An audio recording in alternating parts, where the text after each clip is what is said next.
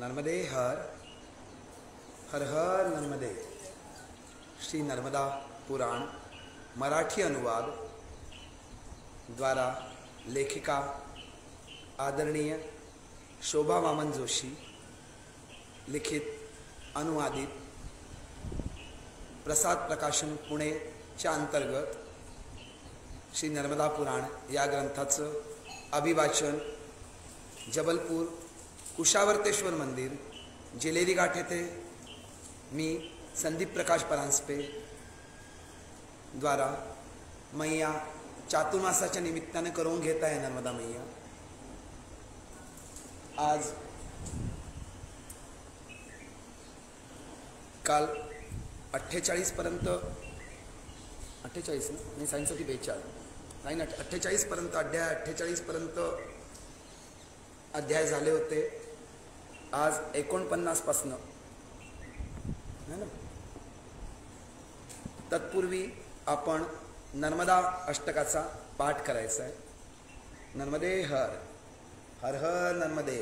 सबिंदु सिंधु शुष्कल तरंग भंग रंजितम विशस्सु पाप जात जात कारी वारि संयुतम कृतांत दूत काल भूत भीति हारि वर्मदे त्वदीय पाद पंकजम नमामि देवी नर्मदे त्वदीय पाद पंकजम नमामि देवी नर्मदे त्वदंबुलीन दीनमीन दिव्य संप्रदायकम कलोमलोद भार हारि सर्व तीर्थनायकं सुमच्च कच्च नक्र चक्र चक्रवाक शर्मदे त्वदीय पाद पंकजं नमामि देवी नर्मदे त्वदीय पाद पंकजं नमामि देवी नर्मदे महागभीर नीरपूर पापदूत भूतल धनः समस्त पातकारी दारितापदाचलं जगल्लये महाभये मृकुण्डसून् हर्मदे त्वदीय पाद पंकजं नमामि देवी नर्मदे त्वदीय पाद पंकजं नमामि देवी नर्मदे महागभीर नीरपूर पापदूत भूतलं ध्वनः समस्त पातकारी दारितापदाचलं जगल्लये महाभये मृकुण्डसूनु हर्मदे त्वदीय पाद पंकजं नमामि देवी नर्मदे त्वदीय पाद पंकजं नमामि देवी नर्मदे गतं तथैव मे भयं त्वदम्बु वीक्षितं यदा मृकुण्डसूनु शौनकासुरारिसेवि सर्वदा पुनर्भवाब्धि जन्मजं भवाब्धि दुःखवर्मदे त्वदीय पाद पंकजं नमामि देवी नर्मदे त्वदीय पाद पंकजं नमामि देवी नर्मदे अलक्ष लक्ष किन्नराम रासुरादि पूजितं सुलक्ष नीर तीर धीर पक्षि लक्ष पूजितं वसिष्ठ शिष्ट पिप्पलाद कर्दमादि शर्मदे त्वदीय पाद पंकजं नमामि देवी नर्मदे त्वदीय पाद पंकजं नमामि देवी नर्मदे सनत्कुमार नाचिकेत कश्यपात्रि षट्पदे धृतं स्वकीय मानसेषु नारदादि षट्पदे रविन्दुरन्ति देवदेव राजकर्म शर्मदे त्वदीय पाद पंकजं नमामि देवी नर्मदे अलक्ष लक्ष देवी नर्मदे अलक्ष लक्ष लक्ष पाप लक्ष सार सायुधं ततस्तु जीव जंतु तंतु मुक्ति मुक्तिदायकं विरंचि विष्णु शंकर स्वकीय धाम वर्मदे त्वदीय पाद पंकजं नमामि देवी नर्मदे त्वदीय पाद पंकजं नमामि देवी नर्मदे अहोमृतं स्वनं श्रुतं महेश केश जातटे किरात सूत वाडवेषु पंडिते शटे नटे दुरंत पाप ताप हरि सर्वजंतु शर्मदे त्वदीय पाद पंकजं नमामि देवी नर्मदे त्वदीय पाद पंकजं नमामि देवी नर्मदे इदन्तु नर्मदाष्टकं त्रिकालमेव ये सदा पठन्ति ते निरन्तरं न यान्ति दुर्गतिं कदा सुलभ्य देह दुर्लभं महेश धाम गौरवं पुनर्भ वानरान् विलोकयन्ति रौरवं त्वदीयपादपङ्कजं नमामि देवि नर्मदे त्वदीयपादपङ्कजं नमामि देवि नर्मदे त्वदीयपादपङ्कजं नमामि देवि नर्मदे। नर्मदा मैया की जय। नर्मदे हर। आज 48वा अध्याय।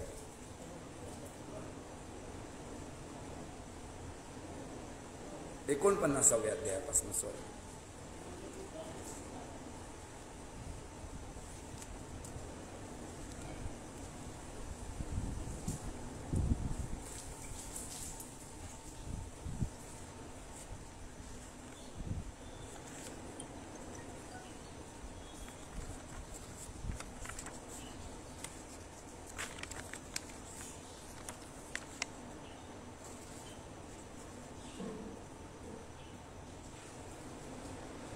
अध्याय 49वा। शूलभेदोत्पत्ती महात्म्य वर्णन। ओम नमो नर्मदाय। श्री मार्कंडेय उवाच। अंधकं निहत्याथ देवदेवो महेश्वर उमया सहितो रुद्र कैलासमगमन्नमम्। मुनी मार्कंडेय वदले, अंधकाचा वध करून देवादिदेव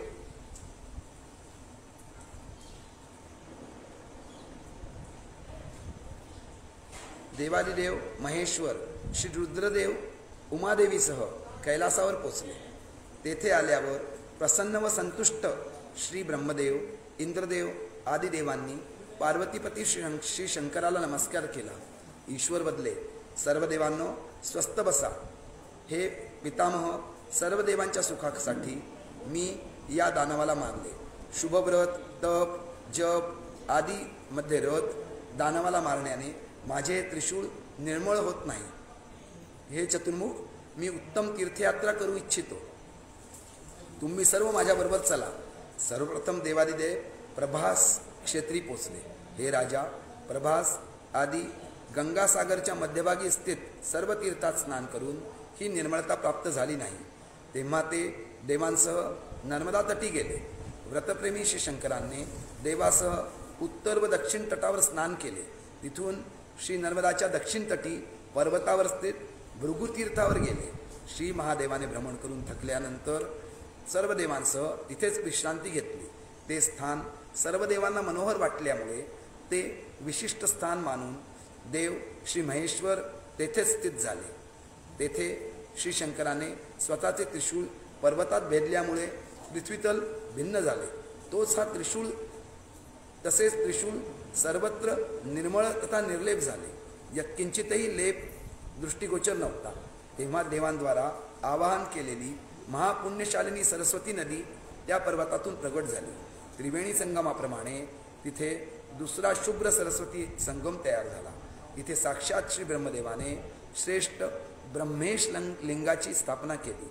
हे शिवलिंग पुण्यप्रद व सर्व दुःख विनाशक आहे।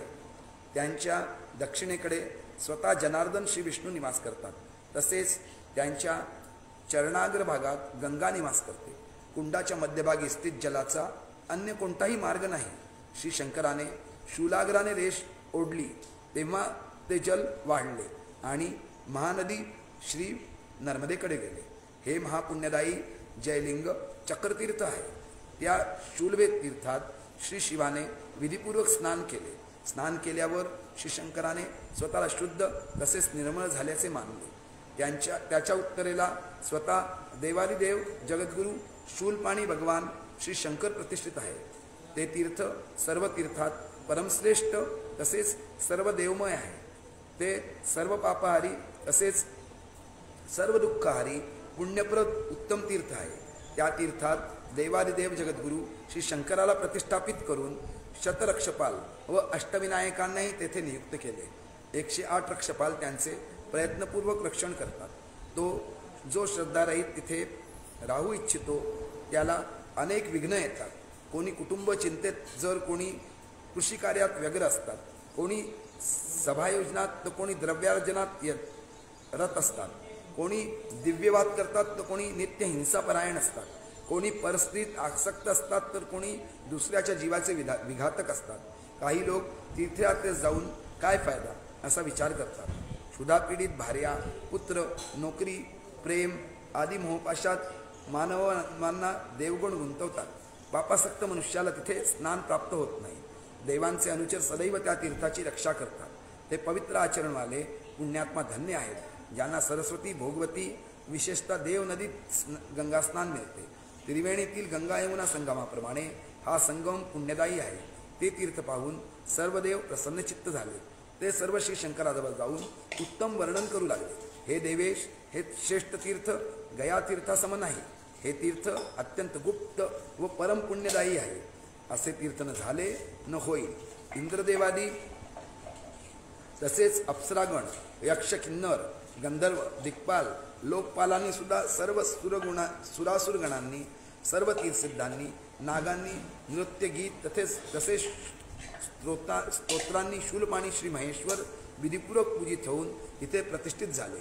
राजा श्री शंकराने शूलाग्राने जिथे भेदले तिथे आजही देवांना पुरवलेले 3 आवर्त दिसतात.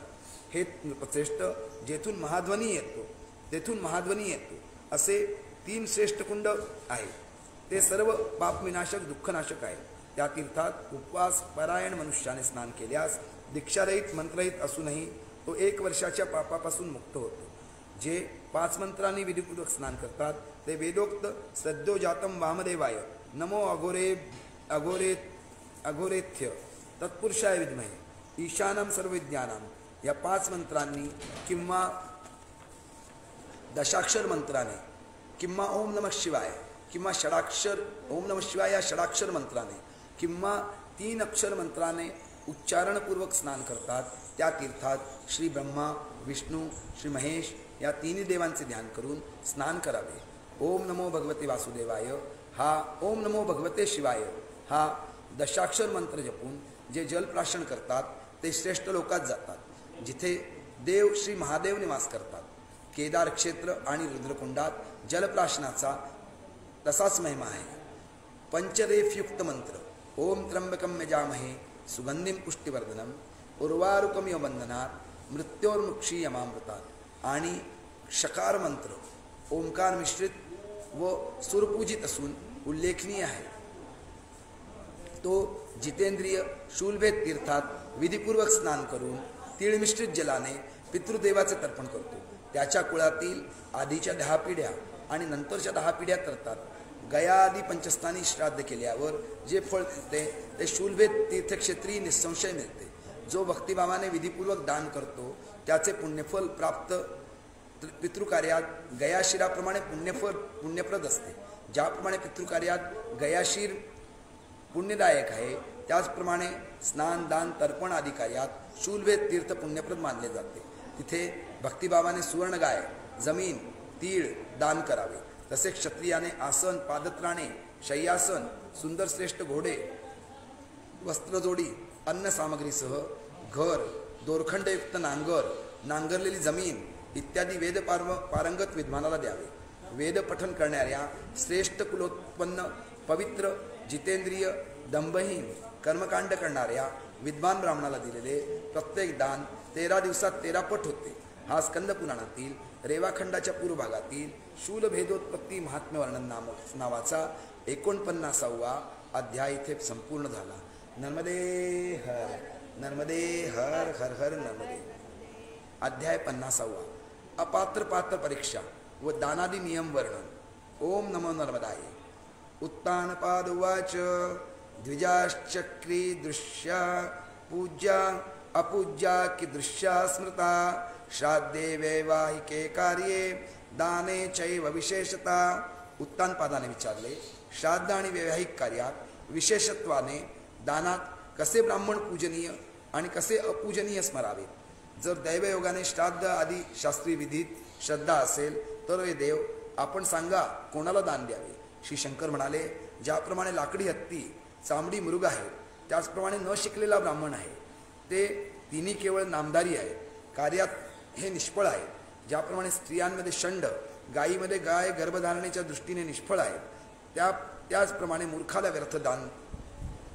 दान व्यर्थ त्याचप्रमाणे वेद मंत्रज्ञान रहित ब्राह्मण विफल आहे. ज्याप्रमाणे वरवर बीज पेरणाऱ्याला फलप्राप्ती होत नाही, त्याप्रमाणे वेदमंत्र रहित ब्राह्मणास हविभोजन देणाऱ्याला फलप्राप्ती होत नाही.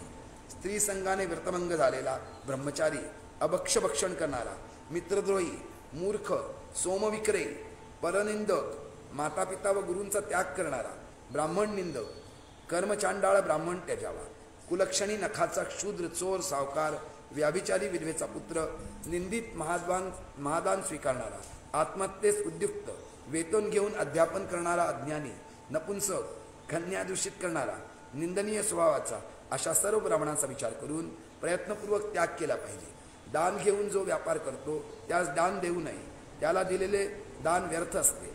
शास्त्राध्ययन श्रवण संपन्न सदाचारी ब्राह्मणाला दिलेले दान अक्षय असते. हे राजा, निर्धनाचे पोषण करा व सदनाला देऊ नका.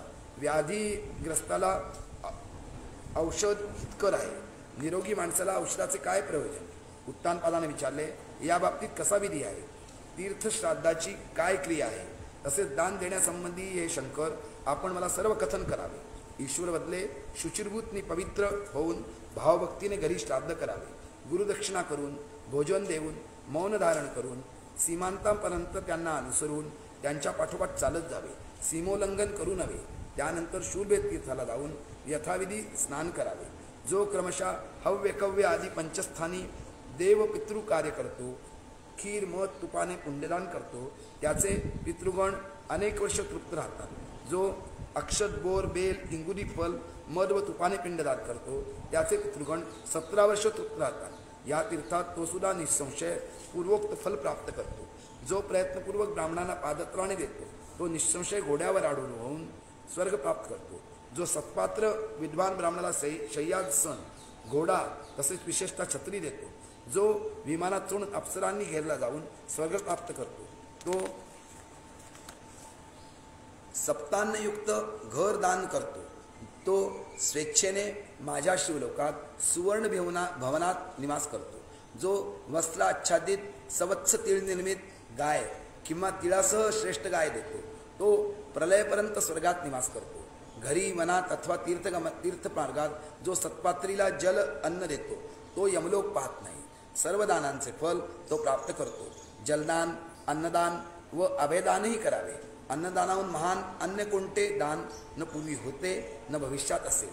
जो कन्यादान करतो अथवा जो बैल सोडतो, तो निसंशय मी तिथे निवास करतो, तेथे येऊन राहतो. उत्तानपादाने विचारले, प्रभू, धार्मिकाने सदा कन्यादान कसे करावे? भार्यापुत्राचे पालन तसेच कन्या विवाह कसा करावा?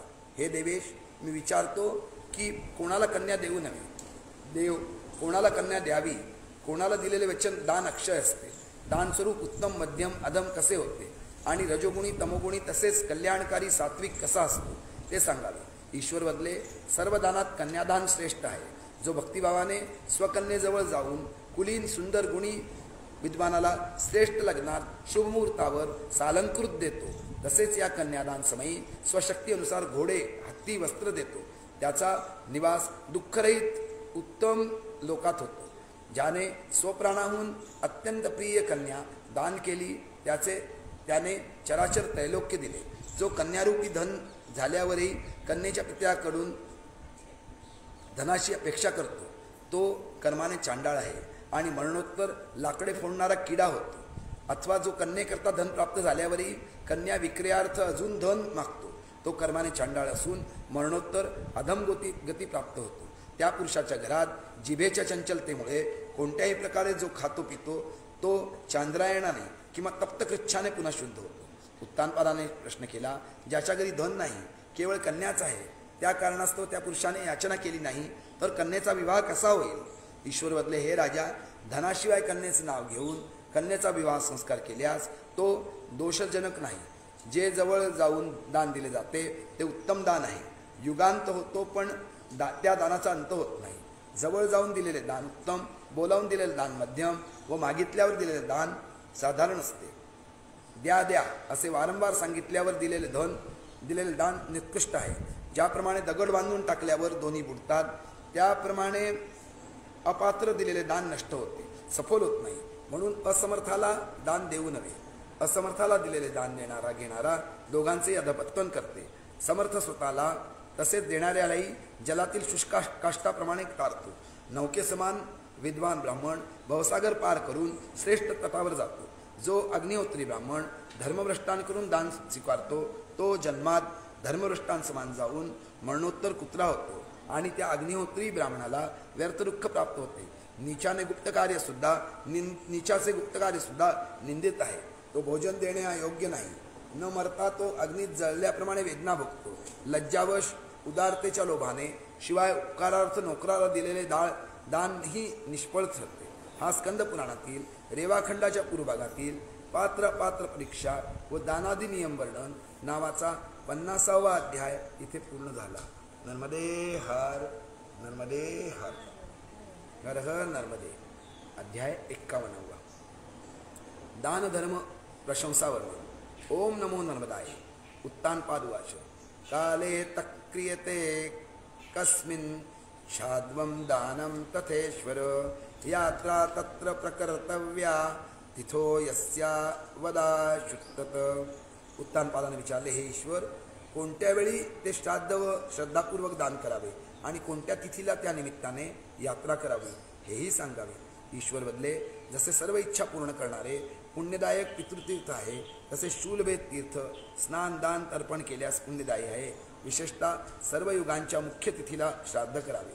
वत्स, मन्वंतरांच्या मुख्य 14 तिथी संबंधी ऐक. अश्विन शुक्ल पक्षातील नवमी, कार्तिक द्वादशी, चैत्र तृतीया, भाद्रपद तृतीया, आषाढी दशमी, माघी सप्तमी, कृष्ण अष्टमी, श्रावण कृष्ण अष्टमी, तसेच आषाढी पौर्णिमा, फाल्गुन अमावस्या, पौष शुक्ल पक्षातील एकादशी, कार्तिकी पौर्णिमा, फाल्गुनी पौर्णिमा, चैत्र पौर्णिमा, ज्येष्ठ पौर्णिमा या मन्वंतराच्या अनंत फलदायी तिथी मानल्या गेल्या आहेत. उत्तर दक्षिणायनाच्या प्रारंभी श्राद्ध करावे. कार्तिक पौर्णिमा, माघी पौर्णिमा, वैशाख तृतीया व चैत्र पौर्णिमा व ज्येष्ठ पौर्णिमा 4 अष्टकात, मार्गशीर्ष पौष माघ फाल्गुनच्या कृष्णपक्षी अष्टमीला तसेच संक्रांत व्यतिपात योगात पितृश्राद्ध अवश्य करावे. हा सर्व श्राद्धाचा काळ शास्त्रानुसार आहे. या काळात दिलेले दान अक्षय मानले जाते. चैत्र शुक्ल पक्ष एकादशीला उपवास करून श्री विष्णूचरणी स्थित राहून रात्री जागरण करावे. धूप दीप नैवेद्य माळा आणि चंदन आदी पूजा सामग्रीने श्री विष्णूंची पूजा करतात. शिवाय श्री विष्णूंच्या कथा श्रवण करतात. श्री विष्णुलोक प्राप्त करतात. जो ब्राह्मण ऋग्वेद यजुर्वेद सामवेद मंत्रात सांगितलेले सूक्त जपतो तो सर्व पापमुक्त होऊन विष्णुलोकात जातो. प्रयत्नपूर्वक प्रातःकाळी ब्राह्मणाची विधीपूर्वक पूजा करून श्राद्ध करावे. नंतर शक्यत अनुरूप गाय पृथ्वी वस्त्र आदी वस्तू दान कराव्या. प्रलयपर्यंत त्यांचे पितृगण तृप्त राहतात आणि श्राद्धाचे अनुष्ठान करणारा विष्णुलोकात जातो. त्यानंतर त्रयोदशीला गुहावासी लिंगाचे दर्शन करावे. पुन्हा श्री मार्कंडेयद्वारा प्रतिष्ठित श्री मार्कंडेयेश्वराचे दर्शन केल्यास मानव सर्व पापातून मुक्त होतो. उत्तानपादाने मिळवले, प्रभू, गृहेत परमसुंदर शिवलिंगाची ज्याने स्थापना केली त्यासंबंधी सर्व मला कथन करावे. ईश्वर बदले, मुनिश्रेष्ठ श्री मार्कंडेय त्रैलोक्यात प्रसिद्ध आहे. त्या ऋषींनी दिव्य 1000 वर्षपर्यंत महाकठोर तप केले. योगाभ्यासाचा आश्रय घेऊन त्या मार्कंडेय ऋषींनी गृहेत प्रवेश करून श्री मार्कंडेश्वर नावाच्या लिंगाची स्थापना केली. जो भक्तिपूर्वक स्नान करून इंद्रियांवर ताबा मिळवून उपवास करत रात्री जागरण करतो, प्रयत्नपूर्वक दिवा लावतो, त्याने भगवान शंकराची पंचामृताने स्नान घालून विधिपूर्वक प्राप्त सामग्रीने यथाशक्ती पूजा करावी. ब्राह्मण आदींनी स्वशाखेच्या मंत्राचा जप करावा. 8000 किंवा 108 गायत्री मंत्राचा जप करावा. लोकश्रेष्ठ सर्व करून तो जन्माचे फल प्राप्त करतो. चतुर्दशीला स्नान करून विधिपूर्वक पूजा करून सत्पात्र व्यक्तींची पारख करून दान केल्यास इच्छित श्रेय प्राप्त होते. त्याचे पितृगण निसंशय 12 वर्ष तृप्त राहतात. दान करता जिथे शाश्वत भोग प्राप्ती होते तिथे जातो. गुहेत प्रवेश करून शक्तिपूर्वक लोटक्रिया करावी. त्यामुळे नीलगिरीत जे पुण्य मिळते ते सर्व इथे प्राप्त होते. जो अमावस्या पौर्णिमेला शूलवेद तीर्थात स्नान श्राद्ध करतो, विशेषतः तो चैत्र महिन्याच्या अंती श्राद्ध करतो, त्याचे पुण्यफल ऐक. केदार क्षेत्रात तसेच गंगासागर क्षेत्रात स्नान दर्शन आदींनी जे पुण्य मिळते आणि गंगा यमुना संगमात प्रयाग क्षेत्री अथवा गया आदी सर्व तीर्थांचे जे विशिष्ट पुण्यफळ मिळते ते सर्व अमरकंटक पर्वत आदी तीर्थक्षेत्री सुद्धा प्राप्त होते. विधिपूर्वक मंत्रपूर्वक जो पितृदेवांचे तर्पण करतो त्याच्या आधीच्या 10 आणि नंतरच्या 10 अशा 20 पिढ्या तरतात. नंतर दक्षिणेकडील मूर्ती सुशीलभूत होऊन शांतपणे न्यासपूर्वक 8 पुष्प अर्पण करावी. शास्त्रात सांगितल्याप्रमाणे 8 मानस पुष्पांनी दक्षिणामूर्त श्री शिवाचे पूजन करावे. ते 8 पुष्पे वरीज, सौम्य, आग्नेय, वायव्य, पार्थिव्य, वनस्पत्य, प्रजापत्य आणि शिवपुष्प याचे पृथक निर्णय आहे. वारिंज पुष्प जल आहे, तर सौम्य पुष्प मध, तूप दूध आहे. धूप दीप आदी आग्नेय पुष्प आहे. चंदन आदी वायव्य पुष्परूप आहे. कंदमुळे आदी पार्थिव पुष्प आहे. फळ वानस्पत्य पुष्प मानले जाते. वेदशास्त्र श्रुती आदींचे श्रवण पठण आणि मंत्र जाप आदी प्राजापत्यशिवाय वेदविषयक वासनाच शिवपुष्प आहे. अथवा अहिंसा हे पहिले पुष्प, इंद्रिय निग्रह दुसरे पुष्प, दया तिसरे पुष्प, क्षमा चौथे पुष्प, ध्यान 5वे पुष्प, तप 6वे पुष्प, ज्ञान 7वे पुष्प आणि सत्य हे 8वे पुष्प आहे. या पुष्पांनी देव संतुष्ट होतात. तपस्वी व ज्ञानी भक्तीने पूज्य आहेत. त्यांना छत्री पादत्राणे दान करावी. त्यांचे पूजन केल्यास श्री विद्या, श्री महाविष्णू, श्री ब्रह्मा, श्री महाविष्णू, श्री महेश हे तिन्ही देव पूजित होतात. शूलपाणी भक्तीने जपजाप्य करणारा मानव प्रलयपर्यंत स्वर्गलोकात निवास करतो.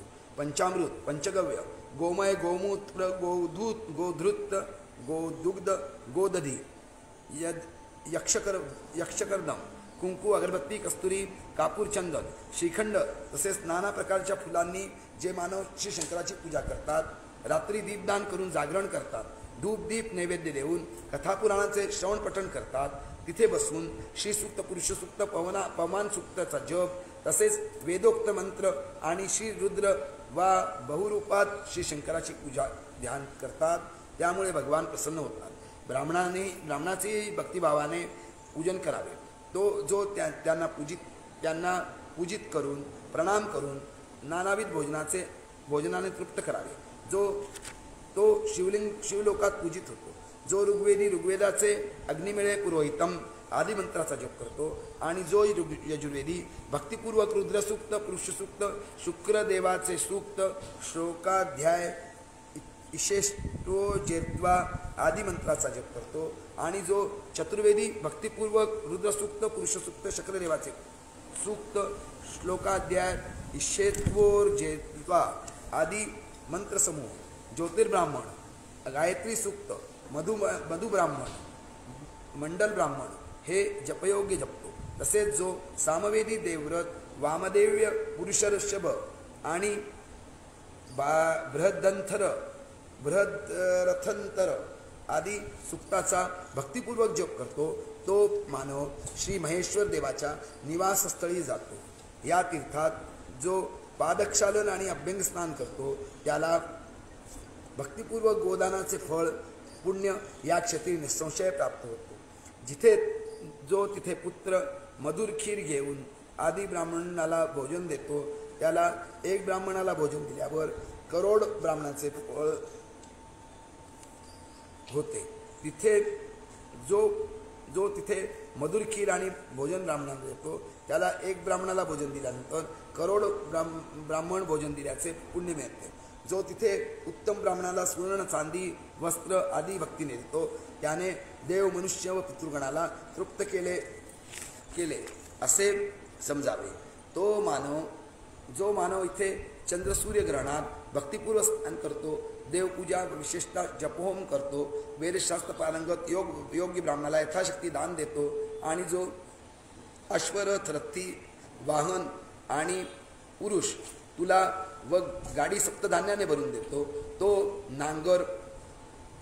नांगर व तरुण बैल देतो तो सुद्धा तृप्तिदायक असतो. गाय, भूमी, तीळ, सुवर्ण आदी वस्तू सत्पात्री श्रद्धेने दान कराव्यात. अपात्र पुरुषाला कल्याण व उन्नतीची इच्छा असूनही किंचितही दान न देण्याचा विवेक बाळगावा. खरोखरच पृथ्वीच सर्व जीवांना धारण करते, म्हणून धनधान्य संपन्न जमीन उत्तम ब्राह्मणाला द्यावी. राजा, इथे गोदानाचे जे फळ असते त्यासंबंधी आता ऐक. जोपर्यंत वासराचे 2 पाय मुख योनीतच दिसते, गाय गर्भ भूमीवर सोडत नाही, तोपर्यंत ती पृथ्वी मान्य योग्य असते. कोणत्याही उपायाने ती ब्राह्मणाला समर्पित करावी. ज्याने श्रेष्ठ ब्राह्मणाला अशी गाय दिली तर समजा पर्वत वन अरण्यात सह पृथ्वी दिली. नियमपूर्वक केलेली श्रेष्ठ गाय वंशाच्या मागच्या पुढच्या 21 पिढ्या तारतात. चांदीचे खूर व सुशोभित झुलीसहित अतिदुप्ती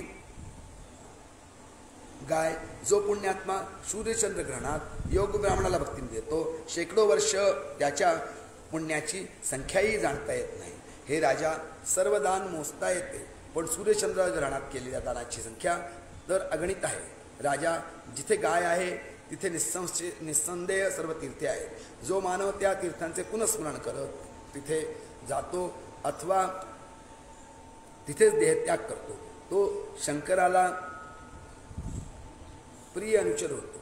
हा स्कंद पुराणातील रेवाखंडाच्या पूर्वभागातील दानधर्म प्रशंसा नामक 51वा अध्याय इथे पूर्ण झाला. अध्याय 52. नर्मदे हर नर्मदे हर नर्मदे हर. अध्याय 52. ऋषशृंग चरित्रात तीर्थतपा मुन आख्यान वर्णन. ओम नर्मदाय नमो नर्मदाय. ईश्वर उवाच. अन्यदाख्यानकं वक्षे पुनरावृत्तं नराधिप सकुटुंबो गतत्सर्ग मुनी यत्र तत्मातपा. ईश्वर बदले, राजा, एक अन्य प्राचीन एक आख्यान जेव्हा महातपस्वी मुनी सहकुटुंब स्वर्गाला गेले ते मी तुला सांगतो. उत्तानपादाने विचारले, कुटुंब सहित ब्राह्मण महर्षी स्वर्गात कसे गेले? हे देव, मला खूप उत्कंठा आहे. स्वामी, आपण मला अवश्य सांगावे. भगवान सदाशिव बोलले, पूर्वी चित्रसेन नावाचे प्रसिद्ध काशीराज झाले. ते करवीर दानी सुधर्माच्या सर्व कामना समृद्ध होते. ती काशी नगरी जनसंकीर्ण नाना रत्नांनी अलंकृत गंगा तटावर वसलेली वाराणसी नावाने प्रसिद्ध होती. शरद ऋतूतील चंद्रासमान निर्मळ विद्वानांच्या निवासस्थाने विभूषित इंद्र यष्टी इंद्रपूजनपूर्वक स्वस्तंभांनी पूर्व गुराखी व गायींनी वेढलेली अशा अनेक ध्वजांनी व्याप्त असेच वेदध्वनी नादत अनेकविध व्यापारांनी क्रय विक्रय करत असलेली यंत्रग्रह दानानी व महामार्गाने सुशोभित दिव्य मंदिर आश्रम करयुक्त अनेक फळाफुलांनी रमणीय केळीच्या खांबांनी शोभित तसेच फणस बकुळ ताड अशोक आम्र याशिवाय राजवृक्ष कवट डाळिंब ही डाळिंबानी परिपूर्ण होती. वेदाध्ययन घोषाने पवित्र झालेली ती मंगल नगरी होती. त्या वाराणसीत उत्तरेकडे अतिसुंदर एक मोठा आश्रम होता. तिथे त्रैलोक्यात प्रसिद्ध मंदार वृक्षाचे वन होते. अत्याधिक वृक्ष आणि प्राणांनी युक्त असल्यामुळे त्याला मंदारक म्हणतात. तिथे दीर्घतपा नावाचे महर्षी राहत होते. अतितप केल्यामुळे त्यांना दीर्घतपा म्हणतात. ते तिथेच सत्पत्नीक पुत्र व सुनेसह राहत होते. त्या ऋषींचे 5 पुत्र प्रयत्नपूर्वक त्यांची सेवा करत. त्यांच्या 5 पुत्रांमध्ये लहान पुत्र महातपस्वी ऋक्षशृंग होता. तो वेदशास्त्र संपन्न ब्रह्मचारी गुणी योगाभ्यासात मग्न आणि नित्यकंदमुळे व फळे सेवन करणारा होता. आश्रमात मुनी मृगांच्या कळपात तो मृगरूपात राहत होता. तसेच दररोज मातापित्याच्या सान्निध्यात राहून तो मुनिपुत्र संध्याकाळी भावपूर्वक त्यांना प्रणाम करी. त्यानंतर तो अरण्यात पर्वत गुहांमध्ये जात असे. तो मुनिपुत्र दररोज मृगस्वरूपात बाळमृगांसह खेळत असे. देवयोगाने ऋषिशृंगाचा मृत्यू झाला. हा स्कंद पुराणातील रेवाखंडाच्या पूर्वभागातील ऋषिशृंग चरित्र दीर्घतपा मूर्याख्यान वर्णन नावाचा 52वा अध्याय येथे पूर्ण झाला. नर्मदे हर नर्मदे हर नर्मदे हर हर हर नर्मदे. अध्याय 53. ऋषशृंगाचे स्वर्गगमन वर्णन. ओम नमो नर्मदाय. उत्तानपाद उवाच. आश्रमे वसतस्तस्य सदीर्घतपसो मुने कनीयास्तनयो देव कथम मृत्युमुपागत. उत्तानपादाने विचारले, आश्रमात निवास करत असताना त्या दीर्घतपा ऋषींच्या कनिष्ठ पुत्रांचा मृत्यू कसा झाला? ईश्वर बदले, राजा, एकाग्रचित्ताने ऐक. तू ही दिव्य कथा ऐक. जी कथा केवळ ऐकणारा सर्व पापातून मुक्त होतो. राजा पृथ्वीवर महाबलसेन चित्रसेन नावाचे प्रसिद्ध ऋषीराज होते. त्यांच्या राज्यात धर्मप्रसार होता. कुठलेही अधर्माचे वास्तव नव्हते. महाराज सदा वेदोक्त पालनात तत्पर होते व धर्माने राज्यपालन करत. हे नित्य स्वधर्मात सावध तसेच युद्ध व अतिथी सत्कार प्रिय होते. क्षत्रिय धर्मांचा आश्रय घेऊन स्वेच्छेनुसार ते भोग भोगत होते. त्यांचा कोषाधार साधा संपन्न होता. त्यांचे हत्ती घोडे रथ तसेच पायदळही खूप मोठे होते. कैलासात जसे श्री शिवशंकर तसे इतिहास पुराणाचे ज्ञानी पंडित त्यांच्यासमोर उत्तम चर्चा करत शोभून दिसत होते. अशा प्रकारे ते राज्यपालन करत असताना एकदा त्यांच्या बुद्धिमान मंत्र्याला म्हणाले, मी शिकारीला निघालो. राजा, राज्य पालनात तुम्ही सावध राहा. मंत्र्याने आश्वासन दिले, आपण जावे. तेव्हा महाराज वनात गेले. त्यांच्या आधी मांडलिक अन्य राजेसुद्धा घोड्यावर सवार होऊन छत्राला छत्र घासत राजापाठोपाठ अरण्यात गेले. हत्ती घोड्यांच्या पायाने उठणाऱ्या धुळीने दिशा व सूर्यमंडलासह सर्व दृश्य जग झाकळले गेले होते. तिथे सूर्यचंद्र दिशा व वृक्ष दिसत नव्हते. पर्वतरोही शिखरेही दृष्टिगोष्ट नव्हती. पावसाळी अर्धा रात्रीसम लोक एक दुसऱ्याला पाहू शकत नव्हते. काही वेळानंतर त्या महाराजांनी हरणाचा मोठा कळप पाहिला. राजा सर्व पुत्रांसह धावले. त्यांनी हरणांचा पाठलाग केला. त्यावेळी हरणांच्या कळपात मोठा आवाज झाला. सर्व दिशांना पळाले. चित्रसेन राजा एका मार्गाने एकटेच गेले. इकडे तिकडे हरणं धावत होती. तेव्हा त्यांनी पर्वतातील गंभीर दुर्गम गुहा असलेल्या वनात प्रवेश केला. वृक्षलतांनी ते स्थान वेढले गेले होते. त्या स्थानी कोणी मनुष्य दिसत नव्हता. हरणांना दृष्ट झालेले पाहून राजाने सर्व दिशांना पाहिले. त्याने विचार केला, आता मी कोणत्या दिशेला जाऊ, माझी सेना कुठे सापडेल. अशा प्रकारे राजा चित्रसेन चिंताग्रस्त झाल्यावर वृक्ष छायेचा आश्रय घेऊन विश्रांती घेऊ लागले. तहान भुकेने व्याकुळ दुर्गम पर्वतीय अरण्यातील निर्जन भागात भटकत असताना राजाने कमळाच्या ताटव्याने सुशोभित हंस, करडुआ, पक्ष्यांनी भरलेले चक्रवाकयुक्त दिव्य सरोवर पाहिले. ते नजरेत भरताच प्रसन्नचित्त व रोमांचित होऊन त्या महाराजांनी कमळे घेतली व स्नान करून पितृदेवाचे विधिपूर्वक तर्पण केले. कमळांनी आच्छादून श्री शंकराचे पूजन केले. त्यानंतर सतर्क होऊन निर्मळ मधुर जल त्याने प्राशन केले. जलाबाहेर येऊन जवळच एका वृक्ष पाहून जमिनीवर उत्तरी आच्छादून ते बसले आणि विचार करू लागले, आता मी काय करू. तिथे बसलेल्या चित्रसेन राजांनी वन्य प्रदेशात अनेक हरणे पाहिली. त्यापैकी काही पूर्वेकडे मुख असलेले तर काही झोपलेले.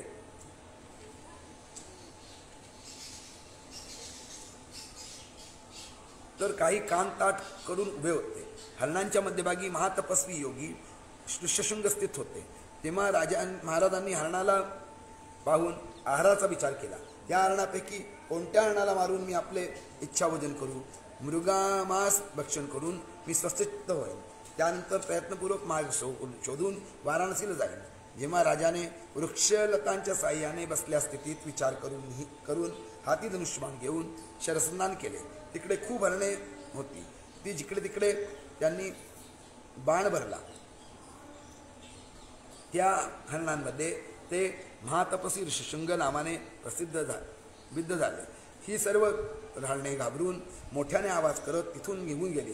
ते ऋषी तिथेच पडले व त्यांनी कृष्ण कृष्ण असे म्हटले, हां कोणीतरी महापाप केले ज्याने यावेळी मला मारले. ते हे अत्यंत दुःखदायक आहे की कोणत्या महापाप्याला माझ्या बाबतीत वाईट बुद्धी झाली.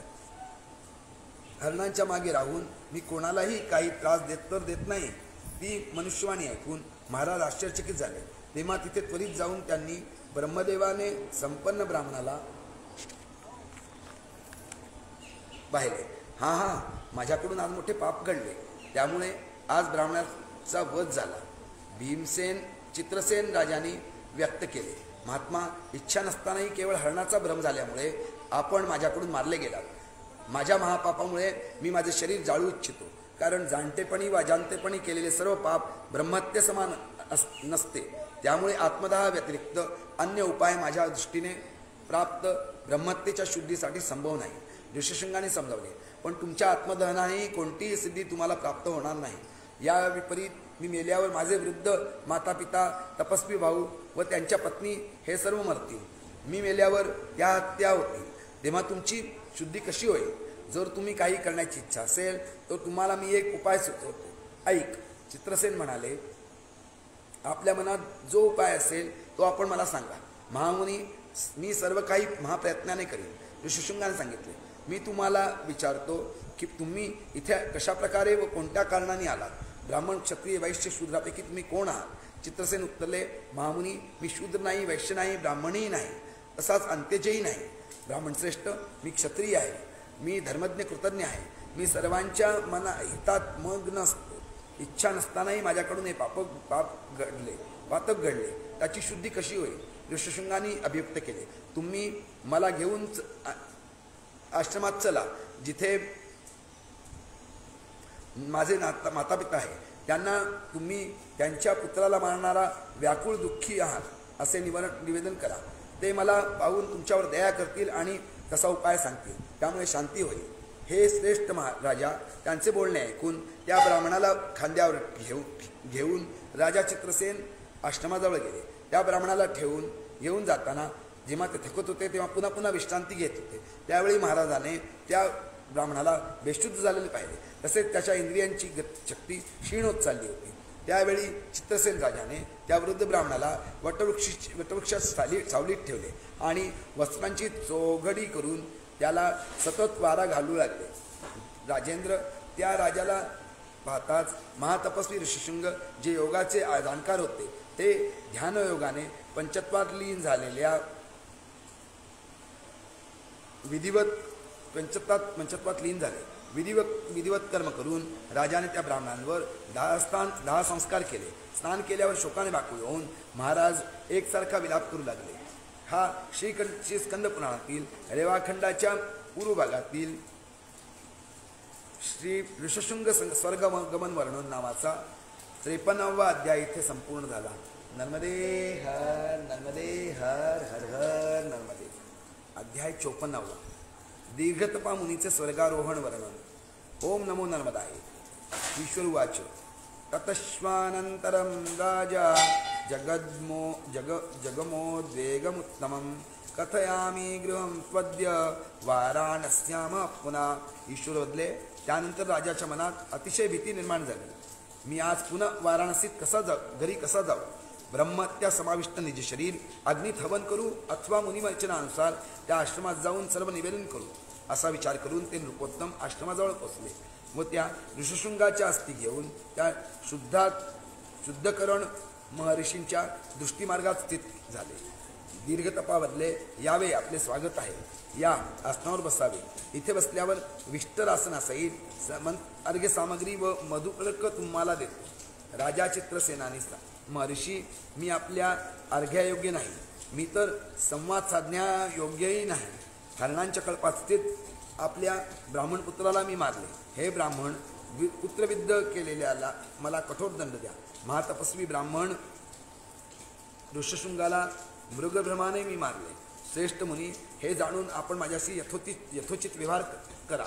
राजाचे ते बोलणे ऐकून माता व्याकुळ होऊन घराबाहेर गेली. हा, मी मारले गेले असे म्हणून जमिनीवर कोसळली.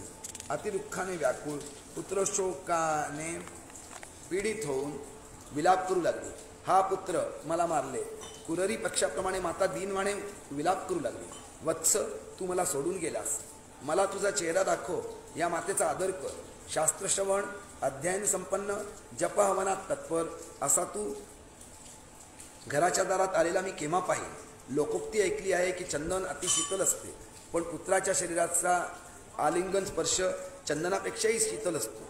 जर मानवाचे शरीर पुत्र अंगाच्या स्पर्शात रात्र असेल तर चंदन अमृतबिंदू व चंद्रमाचे काय प्रयोजन? परमप्रिय पुत्र, मी तुला आलिंगन देऊ इच्छिते. तुझ्या विना मी दुःखित होऊन मरून जाईन. अशा प्रकारे दीन विलाप करत पुत्रशोकाने पीडित ती माता बेशुद्ध झाली व जमिनीवर पडली. पुत्रशोक पीडित स्वपत्नीला पाहून ते महर्षी दीर्घतपा तिथे राजा चित्रसेनावर क्रोधित झाले. दीर्घतपा म्हणाले, महापापी राजा, जा जा, तुमचे तोंड दाखवू नका. माझ्या ब्राह्मण पुत्राचा तुम्ही कोणत्या इच्छेने घात केला? राजा, तुम्हाला खूप ब्रह्मत्याचे पातक लागेल. माझ्या कुटुंबासमोर तुम्ही मृत्यू म्हणून उपस्थित झालात असे म्हणून ब्राह्मण पुन्हा पुन्हा विचार करू लागले. क्रोधत्याग करून मुनिभाव जागृत करून ते शांतपणे बोलले. दीर्घतपा म्हणाले, पुत्र तुम्ही भयत्याग करा.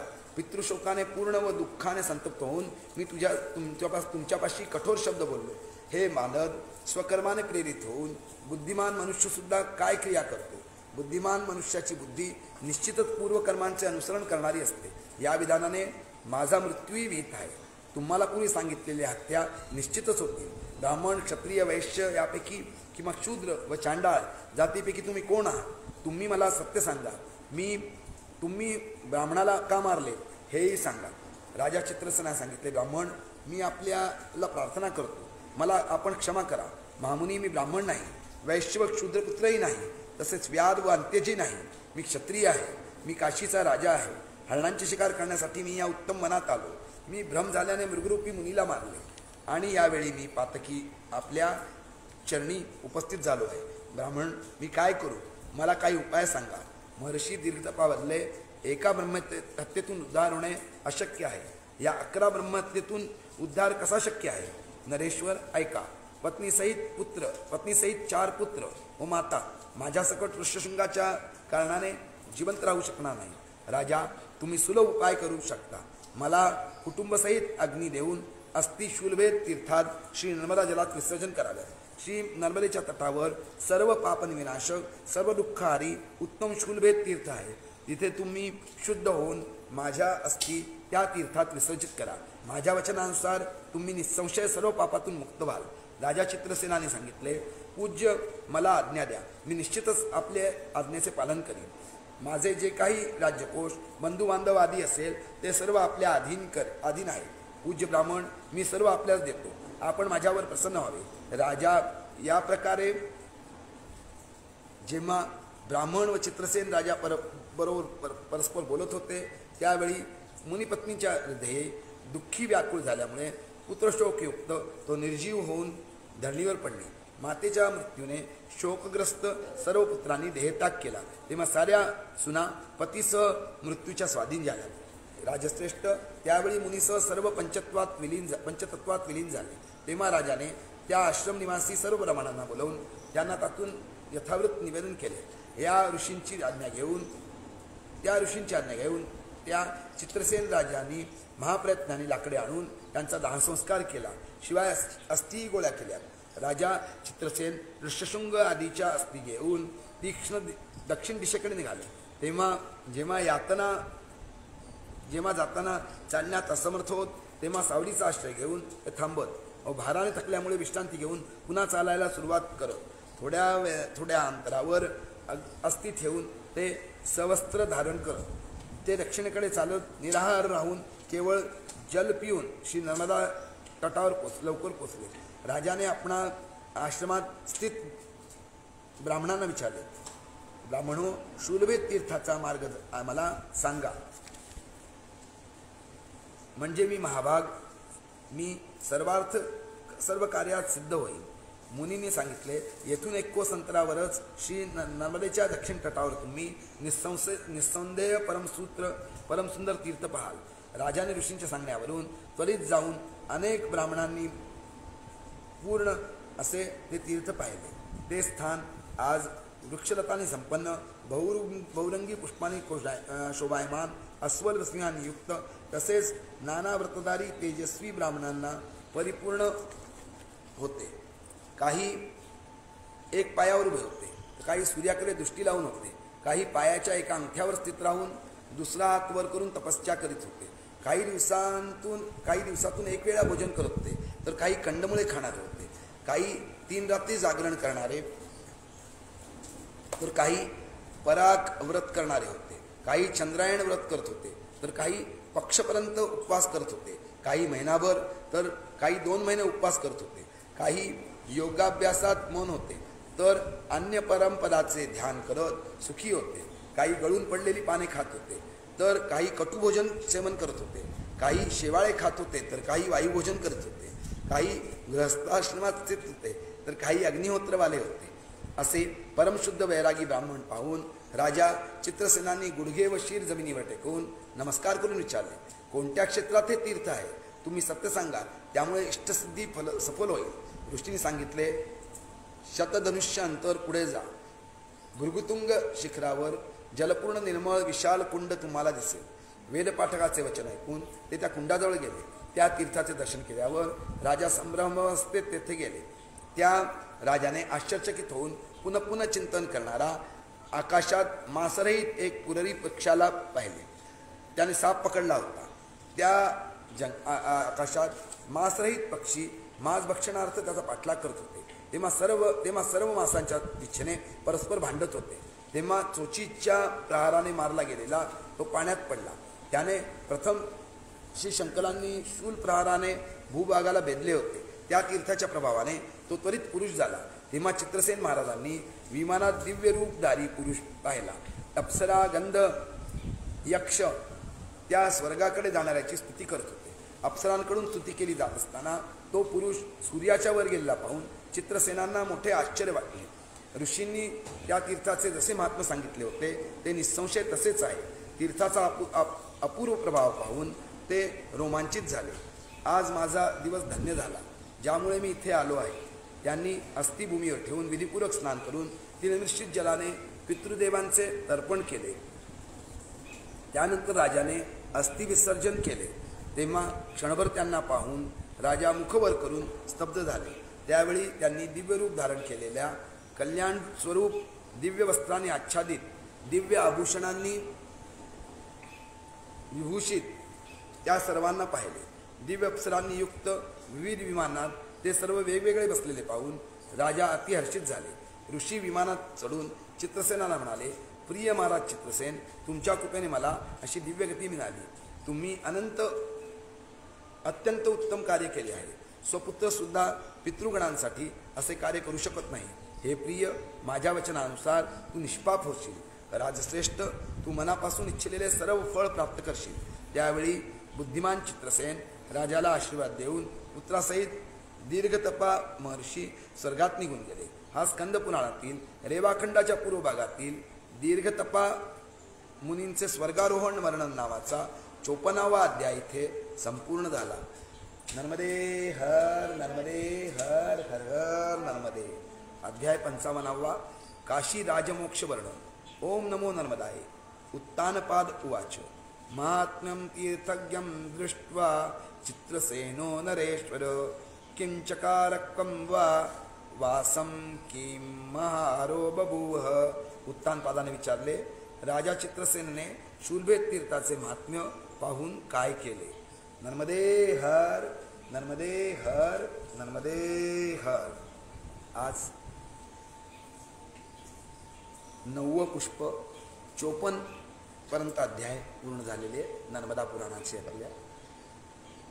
हे नर्मदा पुराण मराठी अनुवाद आदरणीय शोभा वामन जोशी प्रसाद प्रकाशन द्वारा अंतर्गत वाचन चालू आहे. मी संदीप प्रकाश परांजपे, कुशावर्तेश्वर महादेव मंदिर, जिलेरी घाट, जबलपूर इथं मैया कृपेने चातुर्मास घडत आहे व हे पुराण पठन ही मैया घडवत आहे. नर्मदे हर नर्मदे हर नर्मदे हर. आजचं 9वं पुष्प पूर्ण करण्याच्या अगोदर मानसिक आरती नर्मदेला करूया. जय जय जगदम्बा मातु नर्मदा भवानी. जय जय जगदम्बा मातु नर्मदा भवानी. नर्मदा भवानी रेवा नर्मदा भवानी. नर्मदा भवानी अम्बा नर्मदा भवानी. जय जय जगदम्बा मातु नर्मदा भवानी. जय जय जगदम्बा मातु नर्मदा भवानी. निकसी जलधार जोर पर्वत पहाड़ फोड़. निकसी जलधार जोर पर्वत पहाड़ फोड़. दुष्टन के गर्व मोड़ प्रगति महारानी. दुष्टन के गर्व मोड़ प्रगति महारानी. जय जय जगदम्बा मातु नर्मदा भवानी. जय जय जगदम्बा मातु नर्मदा भवानी। घाट घाट छवि अनंत सेवत सिद्ध साधु संत, घाट घाट छवि अनंत सेवत सिद्ध साधु संत, भक्तनानंद देत देव राजधानी, भक्तनानंद देत देव राजधानी। जय जय जगदम्बा मातु नर्मदा भवानी, जय जय जगदम्बा मातु नर्मदा भवानी। भूषण अंबर विशाल केशर की कोर बाल, भूषण अंबर विशाल केशर की कोर बाल, मनोरवि उदय काल शोभा सुखदानी, मनोरवि उदय काल शोभा सुखदानी। जय जय जगदम्बा मातु नर्मदा भवानी, जय जय जगदम्बा मातु नर्मदा भवानी। अमरकंठ प्रगट भई सागर सो मिलन गई, अमरकंठ प्रगट भई सागर सो मिलन गई, मध्य कोटि तीर्थ रचे मुक्ति की निशानी, मध्य कोटि तीर्थ रचे मुक्ति की निशानी।